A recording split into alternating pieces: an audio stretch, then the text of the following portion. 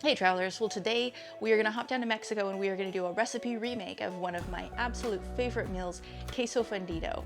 We are going to do a Canadian take on this, so it's going to be slightly different, but the description and the ingredients list are all just noted down below, so check it out. If you enjoy the video, please give it a thumbs up and don't forget to subscribe.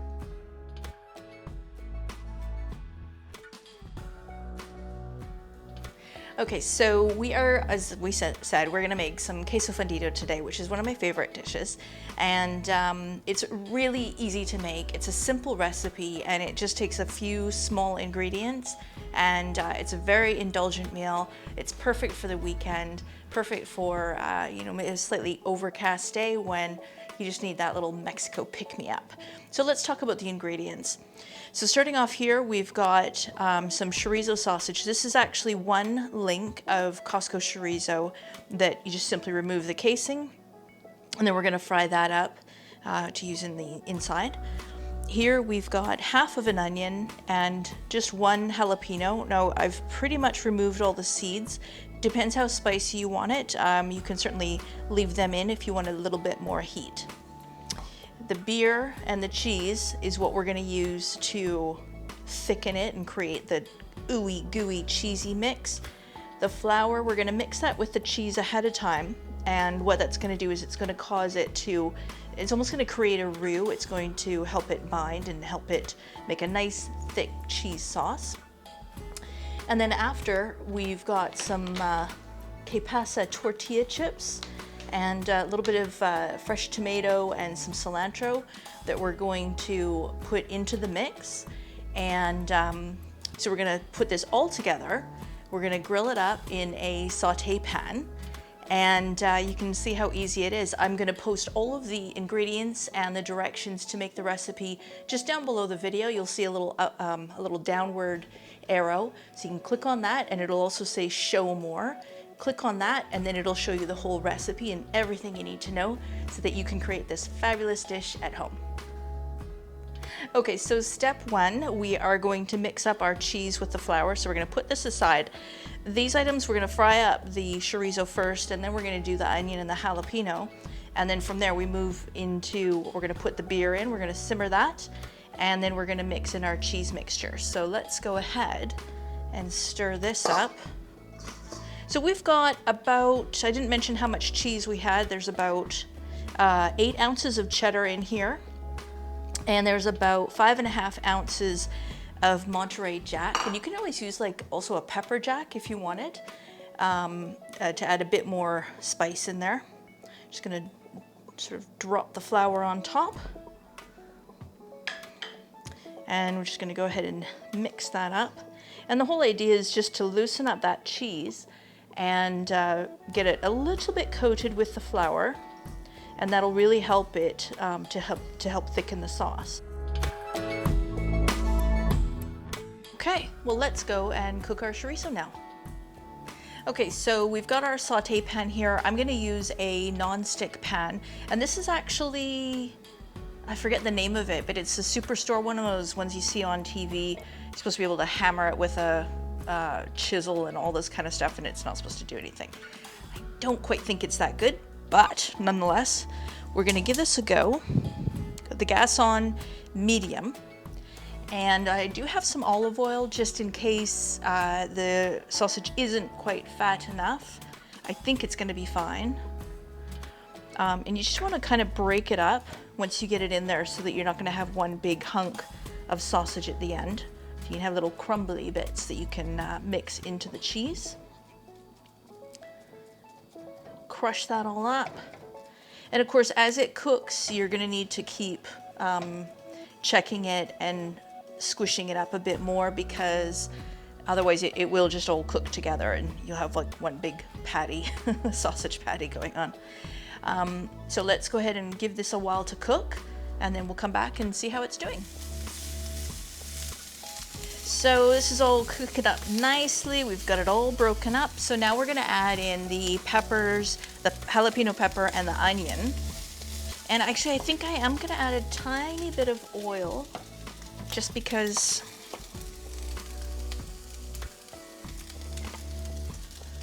I just don't want to add too much oil because the cheese is obviously going to be very, there we go, we can deglaze the pan a little bit.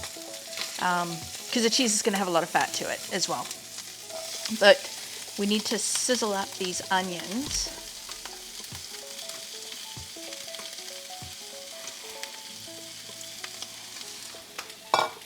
There we go. Snap, crackle, and pop.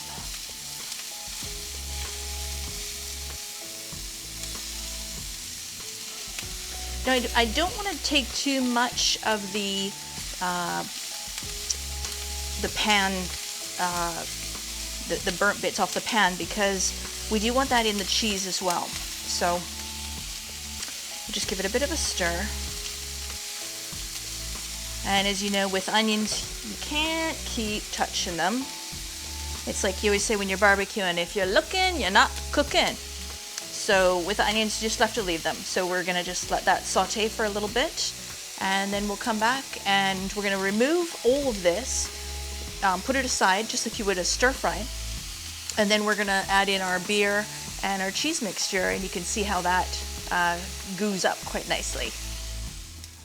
All right, so this is cooked up nicely. The onions are pretty much done. They're nice and pretty much translucent.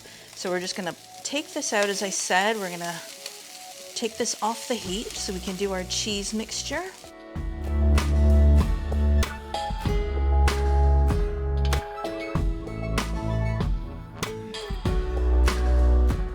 Okay, and I'm gonna switch spatulas. Now we're gonna use about half of the can of beer.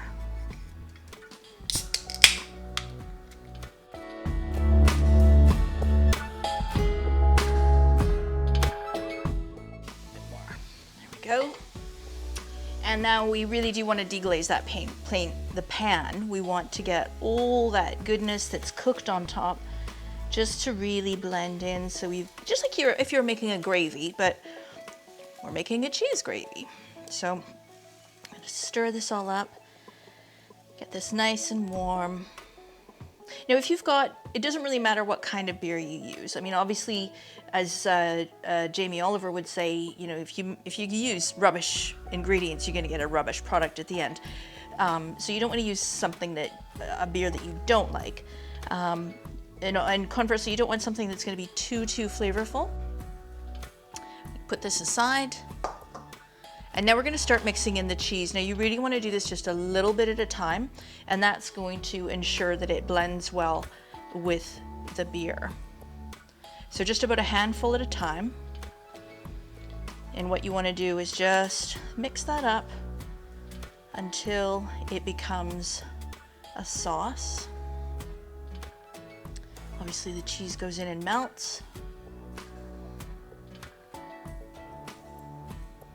If you add it too quickly, it's just not going to mix properly.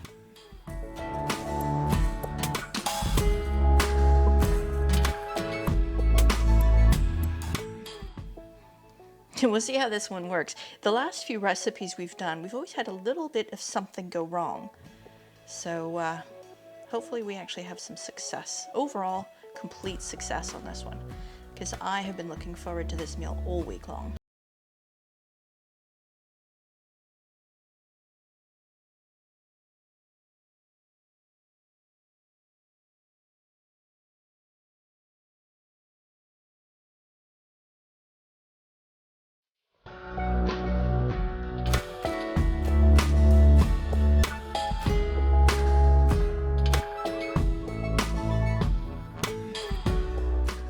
So if you are cooking with gas, you can just keep an eye on it. If it starts to be bubbling too quickly, I mean, we were over medium. I did turn it down to about halfway between medium and low.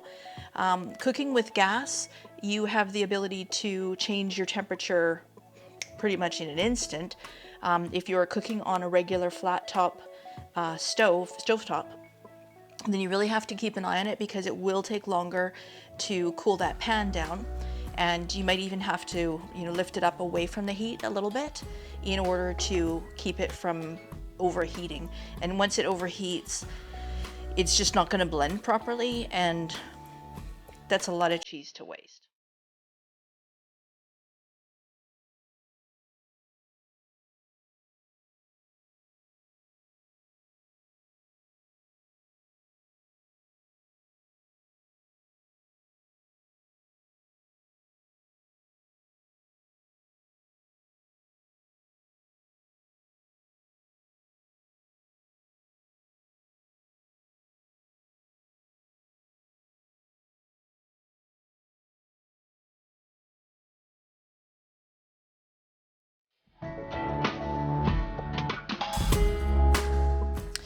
So a couple of things. First off, this is not your traditional Mexican queso fundido. That would be you would use Oaxaca cheese, which is a little bit more stringy. This is obviously a little bit more on the creamy side. I prefer this one. It's similar to what you would get at, I think it's Moxie's queso fundido. A little bit more creamy, a little bit more decadent. And a traditional one would be baked either in one of those clay pots, or you can bake it in an oven, for example, in a cast iron pan. But this just comes to a lovely consistency. And once you've got it basically, well, kind of like a melted cheese whiz consistency, then you are ready to go ahead and add back in your meat, onion, and pepper ingredients. There we go. We're just gonna fold that in nicely.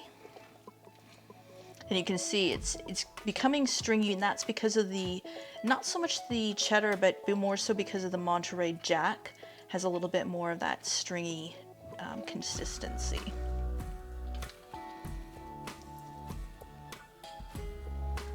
And you can serve this with the potato chips, the taco chips like we were using tonight, or you can use flour tortillas, corn tortillas. It's really whatever you fancy.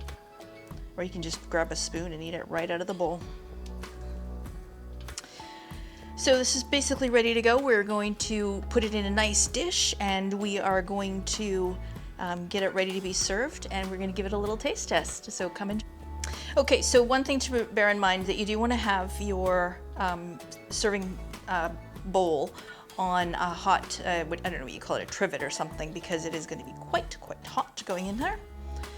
And depending on if you've got marble or quartz or whatever your countertop is, it may or may not react well to the heat. Now, there are some recipes that suggest that you can make this ahead of time. I have not found that to be successful at all. So I would say prepare all the ingredients like I did ahead of time, and then when you're ready to eat, eat. So we're gonna go ahead and throw in our fresh tomatoes and some cilantro. I love fresh cilantro. It's always so sticky though. So hopefully you will give this a try yourself, and if you do, I'd love to hear how it turned out for you and what you thought of the recipe. And thanks for tuning in as we try all these crazy different things, and hopefully soon we'll all be traveling again when things are safe. All right, let's give this a little taste. It smells fantastic. It's got that just cheesy, unctuous, my mouth is watering. It's really smells fabulous. Oh, look at that. Wow. Holy smokes. Crazy.